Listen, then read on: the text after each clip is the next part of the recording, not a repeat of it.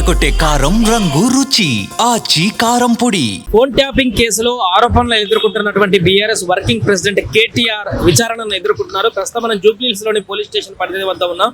ఇక్కడ ఉదయం నుంచి కూడా కేటీఆర్ విచారణ కొనసాగుతుంది. ఉదయం 10:50 ప్రాంతంలో అటు ఇటుగా ప్రాంతంలో కేటీఆర్ లోపలికి రావడం జరిగింది. ఇక్కడికి హరీష్ రావుతో పాటు రావడం జరిగింది. కానీ కేటీఆర్ ఒక్కరికి లోపలికి పంపించడం జరిగింది. కేటీఆర్ గారు లోపలికి వెళ్లి విచారణను ఎదుర్కొంటున్నారు. ఉదయం 10:50 నుంచి నాన్ స్టాప్ గా ఇప్పుడు 4-5 గంటలకు పైగా సమయం గడిచిపోయింది. ఇంకా కూడా అక్కడ విచారణ అయితే కొనసాగుతుంది. అయితే కేటీఆర్ తో పాటుగా ఇక్కడ టాస్క్ ఫోర్స్ మాజీ డీసీపీగా ఉన్నటువంటి రాధాకిషన్ రావు కూడా ఇక్కడ కలిపి విచారిస్తున్నట్టుగా తెలుస్తుంది. రాధాకిషన్ రావుని ఇంతకు ముందు కూడా విచారించడం జరిగింది. ఈ యొక్క ఫోన్ ట్యాపింగ్ కేసులో కీలక పాత్రధారుడుగా అనుమానించి అప్పట్లోనే విచారణ చేస్తున్నటువంటి సందర్భాన్ని మనం చూసాం. అప్పుడే కొన్ని కీలకమైనటువంటి విషయాలు రాధాకిషన్ రావు చెప్పారనేటువంటి విషయం కూడా బయటకు వచ్చింది జరిగింది. ఈ నేపథ్యంలో రాధాకిషన్ రావు గతంలో ఏ అంశాలని ప్రస్తావించడం జరిగింది, ఏ విషయాల్ని గత విచారణలో పోలీసులకు వెల్లడించడం జరిగింది, ఆ యొక్క విషయాలని కేటీఆర్ తో కూర్చోబెట్టి ఇక్కడ కేటీఆర్ దగ్గర విచారణ చేస్తున్నటువంటి సందర్భంలో కూడా ఈ రెండింటిని మ్యాచ్ చేస్తూ విచారణ కొనసాగిస్తున్నట్టుగా అయితే తెలుస్తుంది. ఇప్పటికే 4 గంటలకు పైగా సమయం గడిచింది. విచారణ అయితే కొనసాగుతుంది.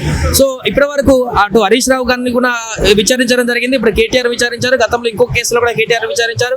రాధాకిషన్ రావును కూడా ఇంకో కేసులో విచారించారు. కానీ ఇప్పుడు రాధాకిషన్ రావుని అదేవిధంగా కేటీఆర్ ని ఎట్ ఏ టైం కలిపి విచారిస్తున్నారు. కాబట్టి అంటే గతంలో రాధాకిషన్ రావు ఏ అంశాలని పోలీసులకు చెప్పారు, దానికి ఆ చెప్పినటువంటి విషయాల్లో కేటీఆర్ ప్రస్తావన తీసుకురావడం జరిగిందా, ఆయన ఫోన్ ట్యాపింగ్ చేసినటువంటి అంశాలకు సంబంధించి కొన్ని కీలక విషయాలు కూడా చెప్పినట్టుగా తెలుస్తుంది. అది ఎవరు చేయమన్నారు ఏంటి అనేటువంటి పూర్తి వివరాలు కూడా అప్పుడే గత విచారణలోనే రాధాకిషన్ రావు కనుక ఫలానా పర్సన్ నన్ను చేయమన్నాడని చెప్పేసి ఉంటే, ఇప్పుడు ఆ పర్సన్ ఒకవేళ కేటీఆర్ అక్కడ ఉంటే, కేటీఆర్ అప్పుడు మంత్రిగా ఉన్నారు, ఐటీ మినిస్టర్గా ఉన్నారు, రూరల్ పూర్తిగా ఆయన మున్సిపాలిటీ శాఖ మంత్రిగా కూడా ఉన్నారు, వర్కింగ్ ప్రెసిడెంట్ గా కీలక పాత్ర పోషిస్తున్నారు. కాబట్టి ఇప్పుడు రాధాకిషన్ రావు గతంలో చెప్పినటువంటి అంశాలని కేటీఆర్ పక్కన కూర్చోబెట్టి ఆయన గతంలో లేవనెత్తినటువంటి అంశాలన్నింటినీ కూడా కేటీఆర్ ప్రశ్నించేటువంటి అవకాశం ఉన్నట్టుగా తెలుస్తుంది. లోపల వీటన్నిటిని ఎదుర్కొనేందుకు సిద్ధంగా ఉన్నామంటూ అంతకు ముందే విచారణ కంటే ముందే కేటీఆర్ ప్రెస్ మీట్ పెట్టి వీటికి సంబంధించి క్లియర్ కట్ గా నా మీద లేనిపోని ఆరోపణలు చేస్తున్నారు, గత కొంతకాలంగా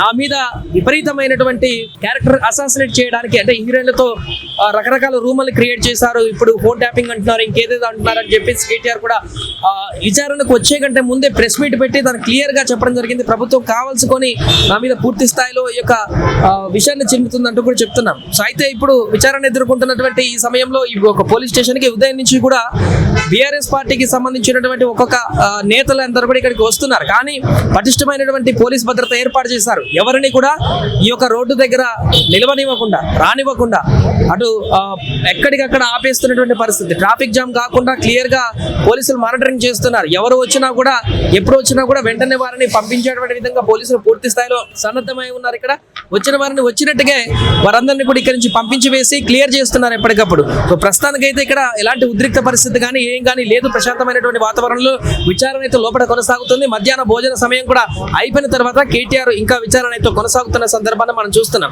దీనికి సంబంధించి అటు బయట బీఆర్ఎస్ నేతలు కూడా కౌంటర్లు ఇస్తూ ప్రెస్ మీట్లు పెడుతూ వారు కూడా దీన్ని ఖండిస్తూ కేటీఆర్ కు సంబంధించి విచారణ ఇది చాలా తప్పిదం అంటూ కూడా వారు చెప్తున్నటువంటి సందర్భాన్ని మనం చూస్తున్నాం. ఏదేమైనా కూడా గత 4-5 గంటల నుంచి నిరంతరాయంగా కొనసాగుతున్నటువంటి కేటీఆర్ విచారణ కొనసాగుతుంది.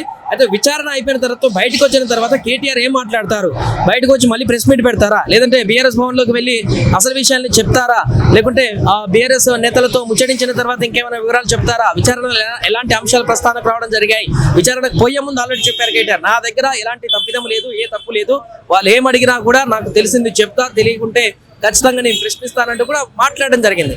కాబట్టి ఇప్పుడు విచారణ అయిపోయిన తర్వాత కేటీఆర్ ని ఎలాంటి ప్రశ్నలు సంధించారు, ఎలాంటి విషయాలపైన ప్రస్తావించారు, వీటన్నిటిని కూడా కేటీఆర్ బయటకు వచ్చే వివరాలు వెల్లడిస్తారా, దీనికి సంబంధించిన పూర్తి వివరాలని ఎలా కౌంటర్ చేస్తారు కేటీఆర్ అనేది కూడా ఇప్పుడు ఆసక్తి రేపుతుంది. బీఆర్ఎస్ కార్యకర్తలు శ్రేణులందరూ కూడా ఇదే చూస్తున్నారు.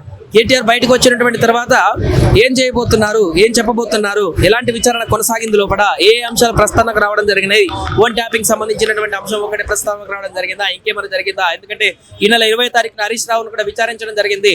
పూర్తిగా ఆయనను కూడా చాలా గంటల పాటు విచారించడం జరిగింది. విచారణ అయిపోయిన తర్వాత మరి ఇంతటితో ఈ విచారణతోనే అయిపోతుందా, లేదంటే మళ్ళీ దఫా విచారణకు రమ్మని ఆహ్వానిస్తారా పోలీసులు? ఇవన్నీ కూడా కేటీఆర్ బయటకు వచ్చిన తర్వాత వెల్లడిస్తే కానీ బయటకు రానటువంటి పరిస్థితి ఉంది. ఏదేమైనా కూడా జూబ్లీహిల్స్ పోలీస్ స్టేషన్ వద్ద అయితే ప్రస్తుతం భారీ బందోబస్తు నేపథ్యంలో భారీ బందోబస్తు నడుమ పోలీసులందరూ మోహరించి కూడా ఎవరు ఇటువైపు బీఆర్ఎస్ కార్యకర్తలు కానీ నాయకులు రాకుండా అడ్డుకుంటూ విచారణ అయితే సాఫీగా కొనసాగించేటువంటి ప్రయత్నాన్ని ముందుకు తీసుకువెళ్తున్నారు.